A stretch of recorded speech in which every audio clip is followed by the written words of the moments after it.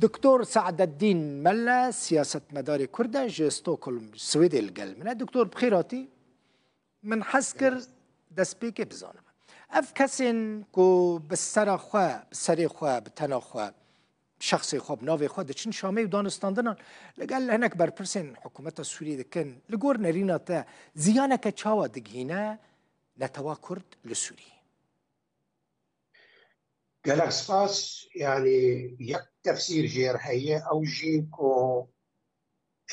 يعني هولداني دسلاتين داغر كري كردستاني حفتن بخواستن جو تفقرا كردي هفدو بخن برسا كردنا بكن بشكوه بكن دريا شخصات يعني كساياتي عنده او كساياتي جي يعني شخور تبريره كبيرن خدي جرامي شي هاتي خدي جرامي تفقرا كرد نبكر هاتيه واوانا كارن يعني پهلوان ايه سردبين وهرن ام بيجت بس غريكا نتوي جعل سربكن ابخذ خافين بلد ياخذ خافين ليه يعني جاري تجديد تفقرا كرد بخجي يعني سوجدار ديواري هناك وزوترين وقت قوتنا خناقيه ده جو دست جدر و درباسی نابویه ببین و ری يعني درفت جکسیم کیس پرستر من بیش انتحازیر و بو بین بکار آنی جعالی دستلاتی بین و ام تشتایا لهمو پرچه کردستانی درجه دیرو که ده هر يعني بكارتي و يعني أبيجن رجيم عابرين حقاجي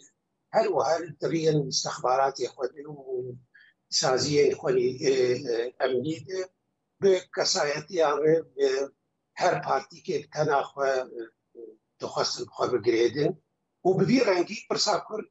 يعني زيادة حتى نهارتا مزرقي عندي عنها اف برسك ملتك ابناء شخصاي ابايات بي يعني تمثيلك رواء حب سياسي جناب بارتين سياسيين ريخستين سياسي وجواتا آسبيت وبراستي خودي برنامج بأجنداي بإيدي دبي فرقيتي خيري كوي شخصك هر اشغال فراسك جيه يا جهن كابينه فرسا كوجير انديج شروبه كتشتكي ووقت بو رسميته وتشتكي يعني بو مساله فرمي دبي بو ترسيلك الولايات كشرعيه باشا دكتور اما اف كونغرا اف مسؤوليه بيجي برسي كونغرا الاجتماعيه السوري دبيجا او ترك خستنان يعني مثلا ها كرد بيجن ام دخازن شاندك آمده بكن جو بقول قال شامي بدنو بستين لأو كاس يعني حسن دغيم دبيجا اس قبول لكم دبيجا استاني شخصان قبول دكم اس قبول لكم هناك وارن ببيجن امنو نرتيا كردان دكن يعني اف هالوسط شاوايج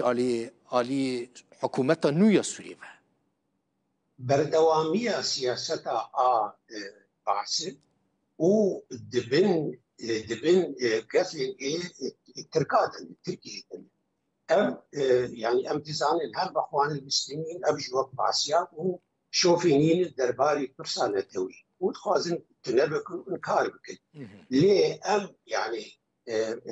كردين ما شي بارتي تناخد شي كسن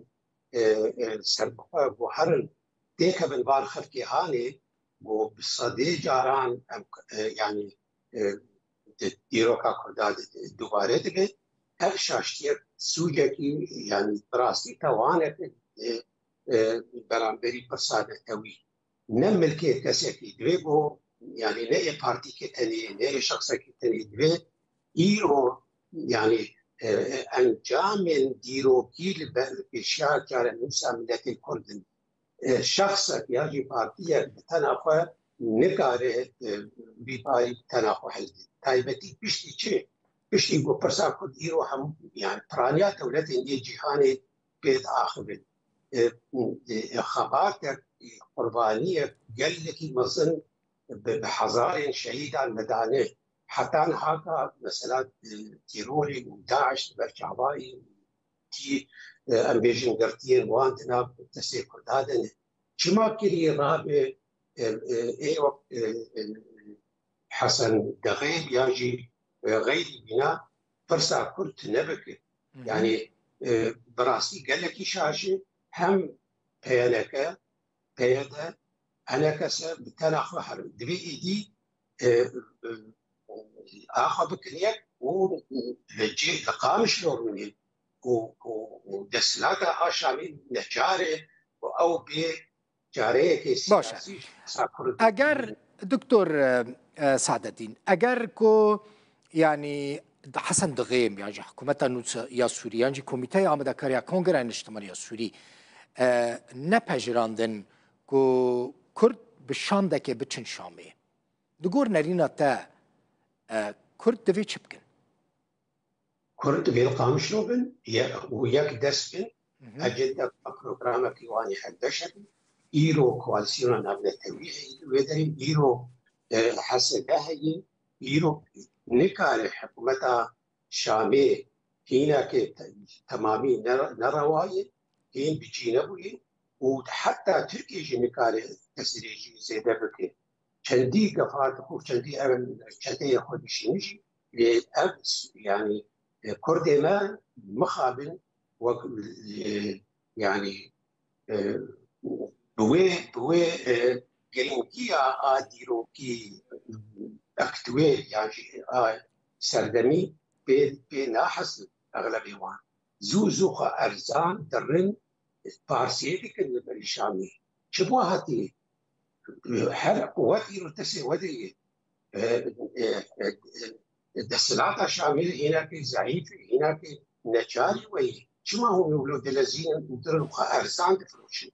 هرشاش الناس بيجوا جاهلين ما كردان بي تلقرا كرد بي وأمقازنا بيتر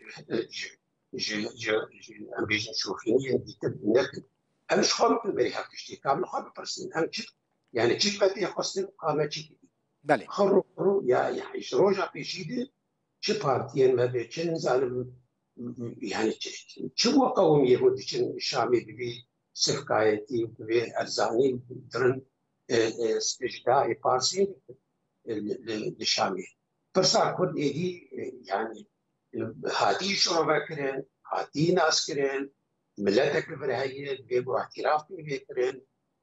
استاد وياويني دستوري تندري سوري كتبه بيدياترين كاني اهتمامية كاني فدرالية كاني يعني بشكل كيش كاني ايه دستوري هبونا كورد شركاتيا وينالك العرب ونتويدي تندري سوري بيديار ببيت نمثلا شخوه يعني وقت يبقى أمن يعني وين مقابل المجد حتى جيبي بله صار 500 صالة وبردوان بيكون أتنا ما في بعد بشبه مخابل قال لك سباس دكتور سعدالدين ملا سياسة مداري كردج ستوكهولم مولوتوفا دكتور سباس